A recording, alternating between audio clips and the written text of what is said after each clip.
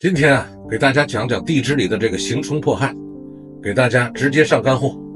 网上我也看到了一大堆，基本上没有能把它说明白的。刑冲破害刑打头，咱们先讲刑。刑里边有子卯刑、无理之刑、寅巳申三刑、无恩之刑，还有丑未戌三刑、持世之刑。然后酉酉字刑、辰辰字刑、午午字刑、亥亥字刑。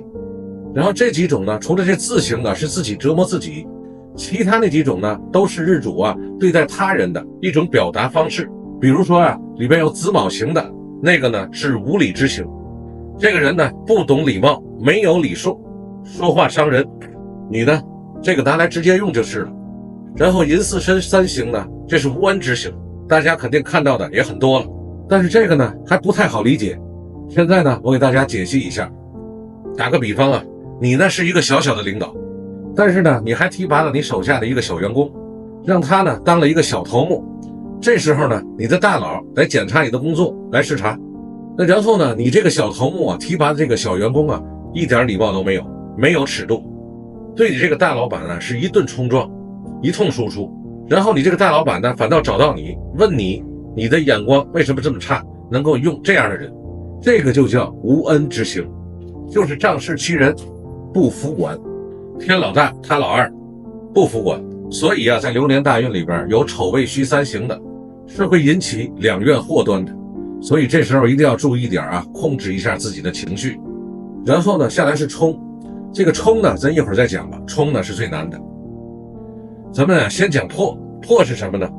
破好像在所有的这个古书里就有那么一句话，就是那个五行精要里，要是我没记错的话，那你们好奇的话也可以去查一查。破主管的就是你少年时候的运气，就是说容易骨折容易损失钱财，也就是这些了。这个破所以现在这些先生来说是很少用到破的，没有什么太大的意义。它力量很小，但是对于盲派做工来说它反而是最强的一种。在盲派里也叫穿，大家知道了吧？盲派所谓的这个穿那个，那个穿这个的，就是这个。比如说这个卯辰穿子未穿就是这个地支六穿。这个东西我不建议你们背现在这个排盘软件都是出来的，底下都已经给你注明了这些关系，没什么意义。这个所有的东西都在进步，在发展，不纠结这些。其实大家要问亥它这个作用是什么？其实就是这两个人互相打架的时候，其中一个人用一个尖尖的东西去伤害了另外一个人，伤害的比较深刻而已。你们看到亥其实往往可以直接往六亲上去判断，就直接往人事上去判断。其实这个真正难的是这个冲，比如说卯酉冲寅申冲等等。因为这个冲可以指你一生里边所有的东西，比如说六亲事业米运种种方面，这些都是可以用到冲的。这里边咱就不细讲，它的覆盖面太广。